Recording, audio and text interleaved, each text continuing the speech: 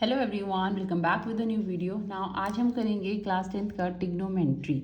ठीक है, now chapter start करने से पहले आज ये बेसिकली एक इंट्रोडक्शन वीडियो है जिसमें हम जो जो कॉन्सेप्ट्स यूज़ हो रहे हैं इस चैप्टर में उसको एक समझेंगे। सो स्टार्ट करते हैं ट्रिग्नोमेट्रिक रेशियो से। ठीक है, नाउ सबसे पहले आपका इस तरीके से ये सपोज पहले आप समझ लो। ठीक है, क्या है ये आपका एक मैंने राइट एंगल ट्रायंगल बना दिया है। ठीक है, इस राइट एंगल के सामने वाली जो चीज़ होगी दिस इज कॉल्ड हाइपोटेनस। ठीक है, अगर यहाँ पे कोई एंगल थीटा बन रहा है, कोई भी एंगल बन रहा है तो इधर क्या हो जाएगा, बेस हो जाएगा and this one called hypotenuse perpendicular. ठीक है, अगर ये एंगल सपोज यहाँ बनता है तो ये वाला चीज़ बेस कहलाएगी and this one called perpendicular. ठीक है, इतना क्लियर है। This is called Pythagoras theorem. ठीक है, नाउ सी अब तो थी ये। ठीक है, नाउ बेसिकली अब आपको ये आती है साइन थीटा, कॉस थीटा, ठीक है, और टेन थीटा। ठीक है, इनकी कैसे निकालें, क्या होता है perpendicular upon hypotenuse, base upon perpendicular, जो भी है किस तरह, इसके लिए भी एक शॉर्ट ट्रिक है। ठीक है, देखो, पंडित बद्री प्रसाद हर हर भूले।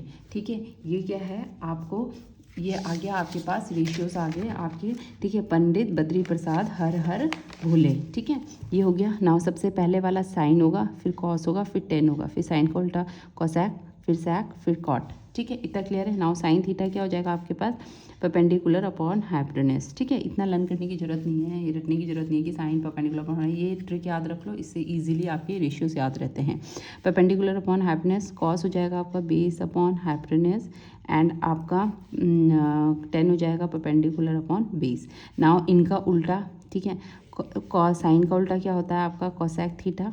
कोसैक थीटा क्या हो जाएगा, इसका उल्टा कर लो, हाइपोटेनस अपॉन परपेंडिकुलर।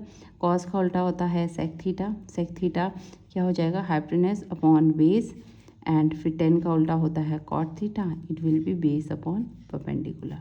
इतना क्लियर है। ठीक है, सो ये हो गए हमारे रेशियोज। ठीक है, नेक्स्ट हम बढ़ते हैं कि आपके जो कुछ रेसिप्रोकल रिलेशन होते हैं आपके ट्रिग्नोमेट्री में। चलो इसी पेन को, ठीक है, रेसिप्रोकल रिलेशन मतलब सपोज आपके पास आ गया, ये ले लेते हैं पहले, रेसिप्रोकल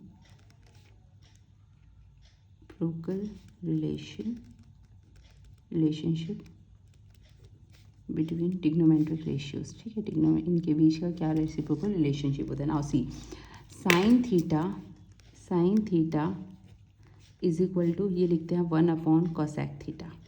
ठीक है, साइन थीटा क्या है, 1 अपॉन कोसैक थीटा है। ठीक है, now cos theta is 1 upon sec theta. ठीक है, और tan theta is 1 upon cot theta. यही तो बोला है, उल्टा ही तो किया है। साइन थीटा क्या है, 1 अपॉन कोसैक थीटा है, कॉस थीटा, और इसका उल्टा हो जाएगा इसमें, कोसैक थीटा क्या हो जाएगा, cosec theta is 1 upon sine theta and sec theta is 1 upon cos theta और cot theta is 1 upon tan theta. ठीक है, इतना क्लियर है। ठीक है, ये हो गया आपके पास जितने भी आपके पास रेशियोज है। ठीक है, एक और चीज़ आ जाती है, यही सेम रेसिप्रोकल रिलेशनशिप के बीच में आती है। देखिए साइन थीटा मल्टीप्लाई बाय, देखिए ये बोला है साइन थीटा, अगर साइन थीटा और कोसैक थीटा को आप आपस में मल्टीप्लाई कर देते हो, उसकी वैल्यू किसके इक्वल आ जाएगी, आपकी 1 के इक्वल आ जाएगी। ठीक है, यहाँ से मेरे पास ये रिलेशन था, sine theta is equal to 1 upon cosec theta, है ना, यही तो था 1 अपॉन कोसैक थीटा। तो ये मैं इधर ले जाती हूँ, तो ये sine theta multiply by cosec theta is equal to 1, same इसका भी हो जाएगा ऐसे ही। Cos theta multiply by sec theta is equal to 1 and tan theta multiply by cot theta is equals to again 1 हो जाएगा। सेम इस इधर भी आप सेम ऐसे ही लिख लेंगे, इनका भी cos theta cosec theta multiply by sine theta is 1। ठीक है, this is the basic relationship. ठीक है, और एक चीज़ और आ जाती है, टेन थीटा क्या होता है आपका, टेन थीटा होता है आपके पास sine theta upon cos theta and cot theta आ जाता है आपके पास cos theta upon sine theta. ठीक है, तो इसके थ्रू आप वैल्यूज़ गिराए। सपोज आपको कॉस थीटा निकालना है, कॉस थीटा क्या होता है यहाँ से, तो ये इसके नीचे आ जाएगा sign theta upon tan theta. और सपोज आपको निकालना है कि यहाँ पे से साइन थीटा कॉट अगर आपको गिवन है इस तरीके से, तो इससे रेसिप्रोकल करके आप इजीली फाइंड आउट कर सकते हैं वैल्यूज़। चलो ये तो था यहाँ तक क्लियर। नाउ पढ़ते हैं नेक्स्ट जो कि है आपकी very important table, trigonometric table, ठीक है, जिसकी आपके पास ये वैल्यूज़ होती है। नाउ इसको पहले आप या तो एज इट इज़ लर्न कर लीजिए, ठीक है, नहीं तो मैं इसको आपको शॉर्ट ट्रिक के साथ बताती हूँ किस तरीके से। आपको रटने की ज़रूरत नहीं है, कुछ करने की ज़रूरत नहीं है, ठीक है। आपको सिंपल क्या करना है, ये चीज़ पहले समझ लो, फिर मैं इसकी ट्रिक बता देती हूँ किस तरीके से सॉल्व होगी। नाउ सी ये मैंने यहाँ पे सारी वैल्यूज़ लिख ली है, ठीक है।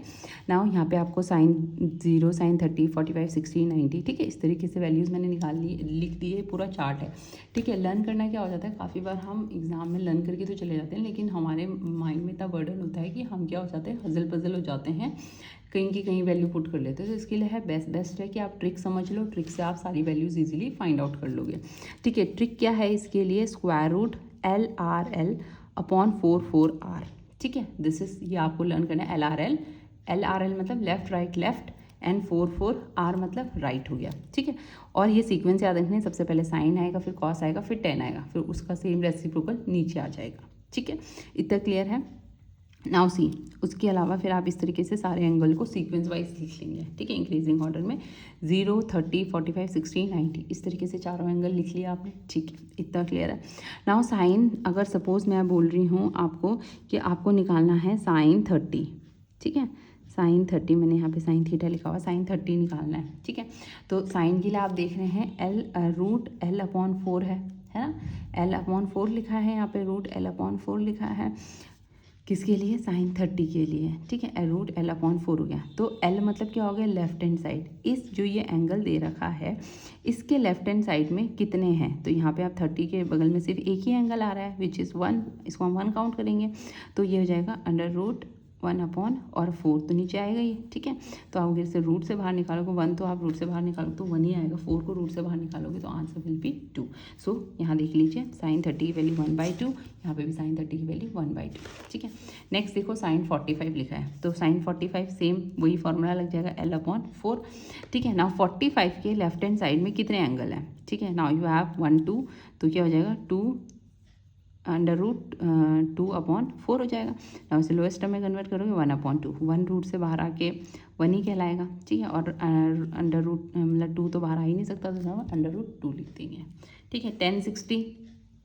1060 में भी क्या है, 1060 का देख लीजिए क्या है, L अपॉन R, ठीक है, L अपॉन R था, तो L अपॉन R मैंने यहाँ लिख दिया है, L अपॉन R यानी कि कितने 60 के लिए निकाला है ना, तो 60 के लेफ्ट हैंड साइड में देख लीजिए कितने एंगल है, 1, 2, 3, यानी कि रूट 3, और राइट हैंड साइड में कितना है, एक एंगल है, तो ये हो गया 1, तो 1 की तो कुछ वैल्यू नहीं होती डिनोमिनेटर में, तो नो नीड टू राइट, तो रूट 3 हो गया आपका। इसी तरीके से आप कोई भी, सपोज आप एक और लिख लो, कोई सा भी लिख लो एज सच, जैसे सपोज आपको लिखना है cos 60 लिखना है, ठीक है, cos 60 डिग्री निकालना है, ठीक है। तो cos के लिए क्या फॉर्मूला था, अंडर रूट R अपॉन 4, यही फॉर्मूला था। R मतलब राइट हैंड साइड, 60 के राइट हैंड साइड में कितने एंगल है, ओनली 1 एंगल है, तो अंडर रूट 1 अपॉन 4 हो जाएगा, ठीक है।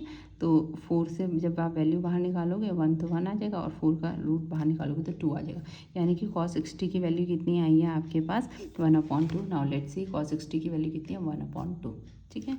इतना क्लियर है। नाउ एक मैं उल्टा मतलब लाइक इसका ये करके दिखा देती हूँ, cosec 30 निकालनी है आपको, चलो 45 निकालनी है, चलो cosec 45। नाउ cosec का फॉर्मूला क्या है, अब इसका उल्टा देखिए, cosec का उल्टा क्या है आपके पास, देखिए 4 अपॉन L है ना, उल्टा हो जाएगा cosec 4 अपॉन L, क्योंकि साइन क्या था, L अपॉन 4, तो cosec क्या हो जाएगा, L 4 अपॉन L, ठीक है। तो 4 तो यहाँ लिखा,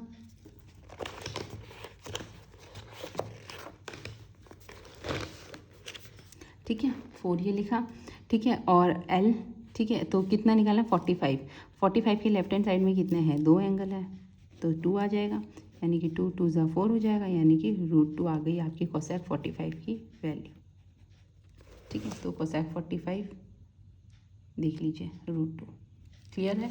इसी तरीके से आप सारे इजी वे में इस तरीके से सारी वैल्यूज़ फाइंड आउट कर सकते हैं, बस ये चीज़ याद रखना, सीक्वेंस याद रखनी है, दैट्स इट, ठीक है।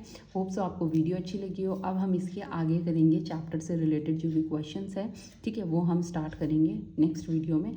सो अगर वीडियो अच्छी लगी हो तो प्लीज़ लाइक द वीडियो, और कमेंट सेक्शन में मेरे को ज़रूर बताना कि आपको ये इंट्रोडक्शन पार्ट कैसा लगा। Okay then, thank you so much.